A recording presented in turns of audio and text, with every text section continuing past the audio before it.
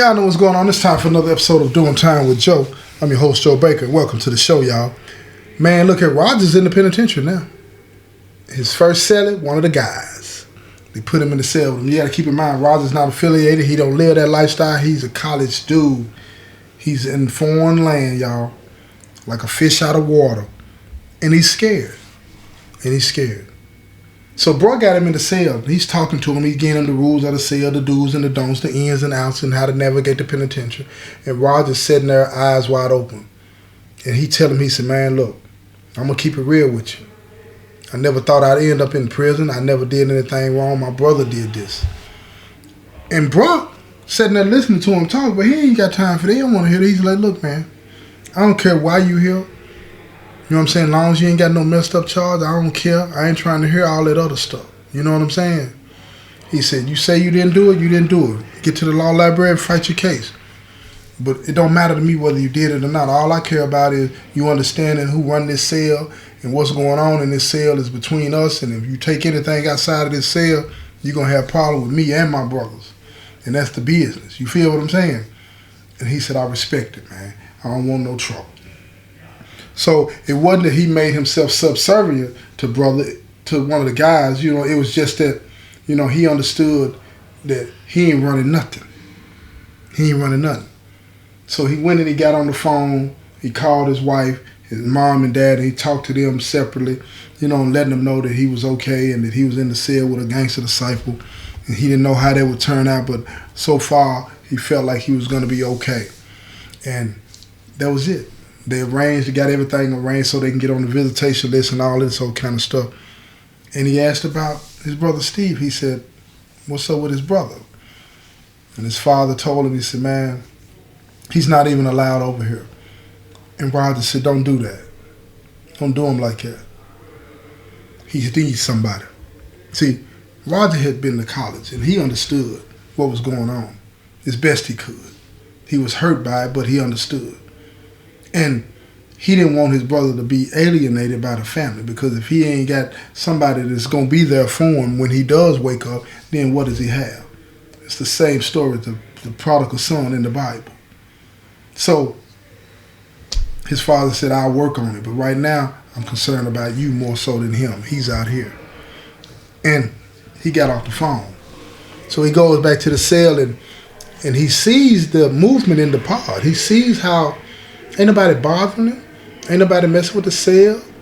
Everything that he's got, you know, he's being able to keep it. And that's unusual. You know, when you first get to the penitentiary, you know, hey, you got to pay your fees, man. You got this toll to pay. People checking you out, seeing what's going on with you. But bro had already spread it around the pound. Look at, man, he laid back, he chilled. He ain't got nothing to say, you know what I'm saying, about nothing. He a college boy, you know, leave him alone. And the main reason of that, it wasn't that bro was trying to look out for him, anything like that. It was because bro didn't want no smoke in that cell because he had phones and dope and everything. And he didn't want somebody to be, the police always having to watch and look for and all this that. Plus, he had somebody in the cell that he didn't have to worry about. Roger didn't get high. Roger wasn't on none of that old stuff, so he could groom Roger the way he needed to be groomed to benefit bro. Simple as that. It's just the bottom line.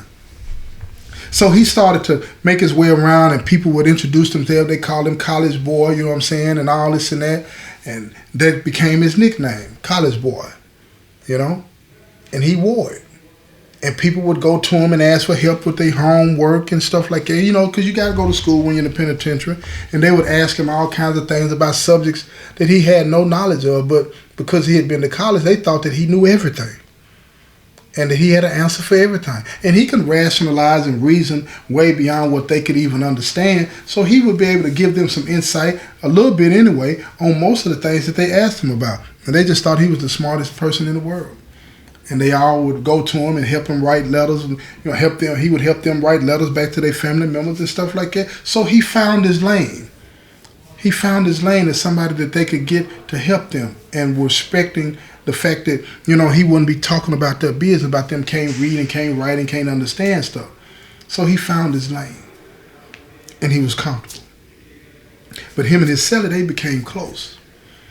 He went to visit one day.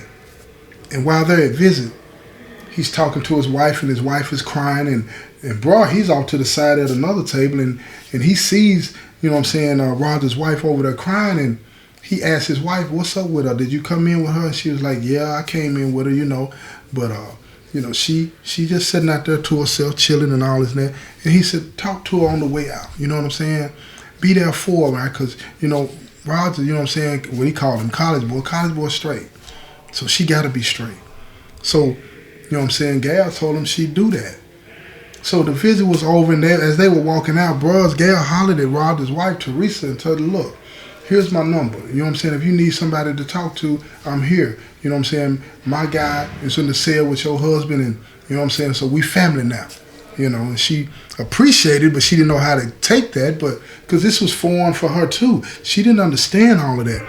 So when she got home, Roger called and she told Roger what had happened, and she said, it's all good, you know, no harm, no foul, you know, you can talk to her, just don't tell her much, you know what I'm saying, about what's going on, right? Because I don't really understand what it is either.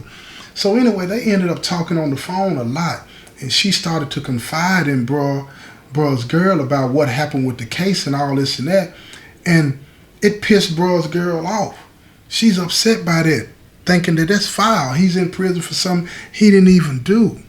So she ends up telling bruh this, you know what I'm saying, because you know, she got the details of the case. So, bruh, he's sitting there now. He's wondering, like, what's going on? This ain't making no sense, right?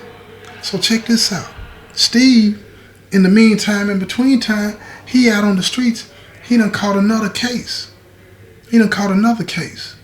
And now, this case that he caught, it's a robbery. And now people are starting to talk like he's back at it. So the DA gets wind of it. And the DA contacts Roger's wife, Teresa. And he said, look, this is a different DA at that. And he said, look, I'm going to reopen this case. And I'm curious to know, would your husband talk to me about the situation? And she said, it's no need for him to talk to you. When he tried to explain, and when we tried to explain, didn't nobody want to listen. He was with us. Anything that you would have to ask him, you can ask us. I don't want you going out to that prison and doing anything that could get him in trouble with the population. Because anytime a DA comes to visit you, people find out about it some kind of way in here, and they get to asking all kind of questions about who you finna go testify against. Now, it's one thing for your lawyer to come see you, it's another for the DA to come see you. If the DA is not coming to charge you, and they don't do that, they send the sheriff out, then they're coming to talk to you about something in relation to somebody else. That's what most people think. True or not is irrelevant. So he said, I wanted to talk. The DA is telling Teresa, I want to talk to all of the family.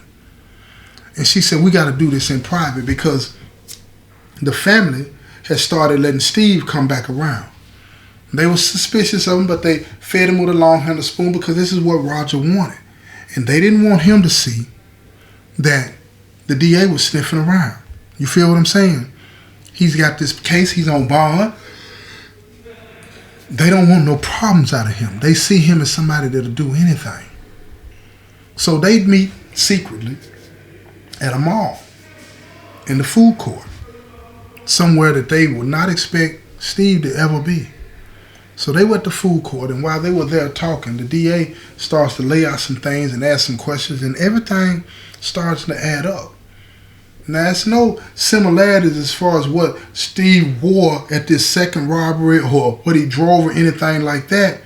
But the DA, when he heard that this person was the one, or accused to be allegedly the one that did the first one, he started to think, people just don't start doing something and stop. Especially this, right? They stop when they get caught. And because it was just one person, meaning they were twins, because it was one person that committed the first robbery, they got Roger locked up, and then now it's one person that committed this robbery, and it was Steve that got caught. They're starting to think maybe Steve is the one that did this first one. They wanted to get as much information as they could, and the information that the family gave them was the same information that they gave at the trial. It wasn't much help. So the DA was trying to figure what would make a twin turn on his own brother. What So they started to examine the psychology of the situation, right? And they started to pay close attention. They got a profiler from the FBI to look at it. And they started to pay close attention to two things. Roger's success in going to college and Steve's failure in his attempts to be in part of the music business. It's classic Cain and Abel, jealousy, envy. And when you feel that kind of stuff on the inside of you, you start to want to act out. So Steve was acting out. But they wanted to get something more hard, more concrete. That's what they wanted. And they wanted to know if Roger would be willing to testify to any conversations that him and Steve had. Because he remembered a conversation that him and Steve had about him not being able to break free. Him telling Steve that he was better than this, that he didn't have to do this. He wanted him to testify to that because the DA, he thought that this would be instrumental in laying the foundation for why he thought Roger should be set free and Steve should be held accountable for both of these armed robberies. But they needed a little bit more. They needed some more evidence to put him there. Put him locked down in the middle of this situation. They needed him to say something. So, somehow or another, Steve's lawyer gets wind that the DA had been to see his family. And Steve, not wanting to tip the family off, played on Roger. So he wrote him a letter. And he told him, he said, look, I know you don't want to hear from me, but check this out. You know what I'm capable of. You say anything or do anything that you ain't got no business. Even show this letter to the DA. There will be consequences and repercussions before you could stop me or they could stop me. Period. It's as simple as that. Nothing will stop me from hurting you more if you do anything in helping the DA.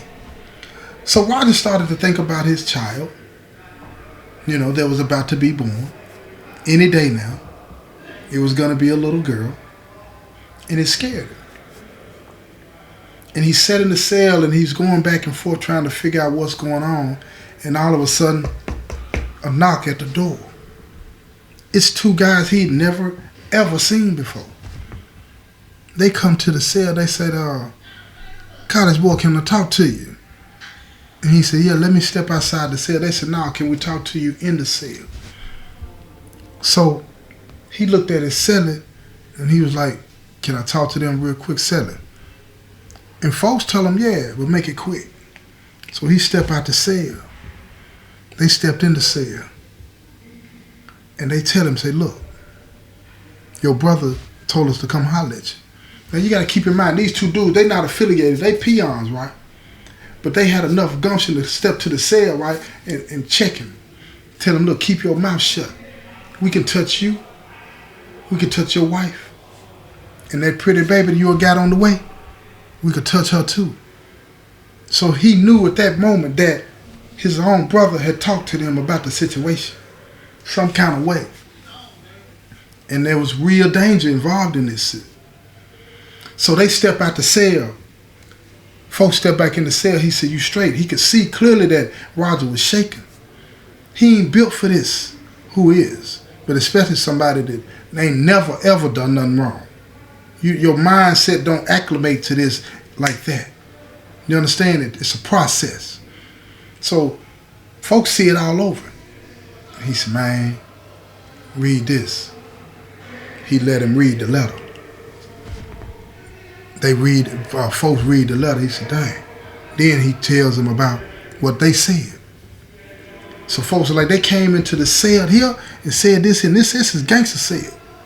So see now, folks taking offense to that. They got some real nerve, So he go tell brother and he said, hey, man, who was that? And they tell him, dude, them in another unit, blah, blah, this, that, and the third, right? He said, man, they come over this cell talking crazy to my cellie, man. About some stuff ain't got nothing to do with her, but they's like, what's that got to do with it? This GD cell, man. They don't come to this cell. That's all you got to say in some situations, right? Y'all remember what I said in episode that a few days ago that talked about the ideology of this mindset? Look here. Once bruh said this GD cell and then somebody came in this cell and said anything, all this and that, oh, they done violated. GD a part of this now. And he knew what he was doing, pulling them strings. So now they all in the cell and Roger in the cell with him. He ain't never heard no conversation like it. They all up in the cell and said, man, tell us what happened. And he tell them what happened, give him the rundown and all this and that. They all read the letter, they pass the letter around and say, man, your brother filed, man. Well, folks and them saying, look, you ain't got to worry about that no more. We finna take care of them. We're going to take care of them, then we take care of your brother if that's what you want us to do. He was like, no. Don't touch my brother. He said, y'all want to do something to them because they came in the cell. That's y'all business. But leave my brother alone. So they look at it and they saying, folks tell him, he said, look, man, he got you in here and you ain't supposed to even be in here. He said, I'm dealing with that. I'm dealing with that. And they looked at him and said, man, are you going to testify against him? And now he had to weigh that up. Because if he tells them that he going to testify, they going to see him as a rat. If they tell him that he ain't going to do nothing about it, they going to see him as a sucker. You know what I'm saying? So what do? He said, man, I don't know what I'm going to do. I don't know what I'm going to do. And they looked at him. They already knew in their mind, you know what I'm saying, that he was going to testify. And some of them, in silence, you know what I'm saying, in secrecy, they agreed with him. They couldn't say that out loud, of course, but they agreed with him. What else should you do? What else can he do? This man in the penitentiary wrongly accused. He ain't done nothing. The jury didn't even pay no attention. They ain't pay no attention. But anyway, brother them get them two dudes and bang them up. Of course they called and they tell Steve, look, man, your brother's protected by GD. Ain't nothing we can do from here on out. So that spooks him. He starts to wonder, is he affiliated now? What's this, what's that? You know what I'm saying? So listen to how crazy he is.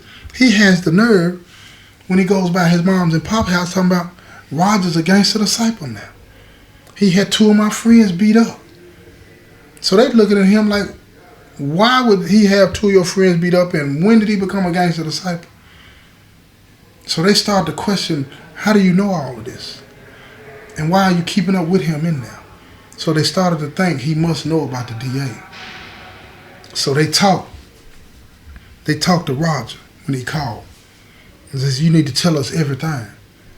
And he said, I got a letter from him threatening me and my wife and my child if I do or say anything to the DA. They said, look, we're going to send word to the DA. Just hide that letter. They coming to get that. That's the evidence that they need. He was trying to coerce a witness. But why? Why?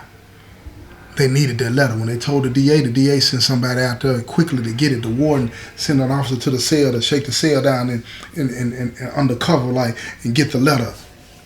They took it to the DA. The DA reads it. He said, got him. He's implicated himself. He's implicated himself in trying to scare off Roger from saying anything that could lead to him being held accountable for why Roger's in the penitentiary. Now they got something. And things are finna change for Roger. They're gonna change for Steve too. And if you wanna know how much they're gonna change, you're gonna have to tune in to the next episode. This has been another episode of Doing Time with Joe. I'm your host, Joe Baker, and I say peace, y'all.